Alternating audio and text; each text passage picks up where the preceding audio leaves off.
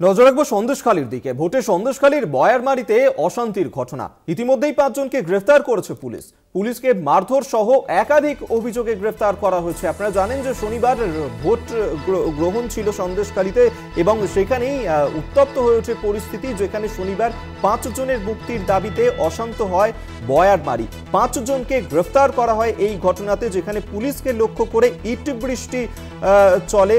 144 ধারা এই মুহূর্তে জারি করা হয়েছে সন্দেশখালীতে।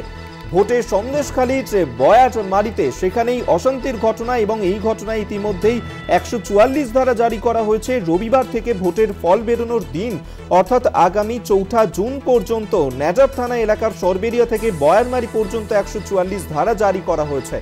আমরা আরো বিস্তারিত জানবো। সঞ্জিত চক্রবর্তী এই মুহূর্তে আমাদের সঙ্গে টেলিফোনে রয়েছেন। সঞ্জিত, যেভাবে গতকাল আমরা দেখেছিলাম বয়ারমারিতে সেখানে উত্তেজনার ঘটনা ঘটেছিল, তারপরেই সন্দেশখালীতে 144 ধারা জারি করা হয়েছে।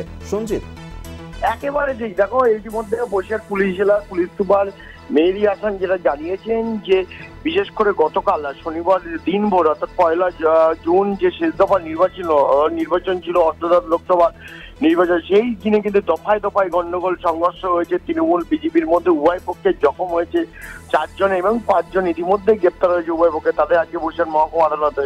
কিন্তু এদের এই মুক্তির দাবিতে কিন্তু কলকাতা বাসন্ত অত্যন্ত গুরুত্বপূর্ণ রাস্তা, যেখানে সেই রাস্তায় কিন্তু বিক্ষোভকারীরা অর্থাৎ বিজেপি নেতা কর্মী সমর্থকরা তারা কিন্তু বিক্ষোভ দেখাতে শুরু করে একাধিকবার নিঃশর্ত মুক্তির দাবিতে। কিন্তু তারপরেও হয়নি। একদিকে রাজ্য পুলিশ, অন্যদিকে কেন্দ্রীয় বাহিনী বারবার তাদের সঙ্গে কথা বললেও কিন্তু তারা কর্ণপাত করেনি। এমনকি এই বিক্ষোভ প্রায় 5 ঘন্টা ধরে চলে, রাত গতকাল 7:30 নাগাদ চেয়ে ওঠে। কিন্তু এরপরে এদেরকে আজকে যখন বরিশাল মহকুমা আদালতে তোলা হয়, নতুন করে কিন্তু উত্তপ্ত হওয়ার কথা তারা অভিযোগ করেছিল, দাবি করেছিল যে আজকে সকাল থেকে নতুন করে অবরোধ শুরু করবে। কিন্তু ইতিমধ্যে পুলিশ প্রশাসনের পক্ষ থেকে কিন্তু 144 ধারা জারি করা হয়েছে।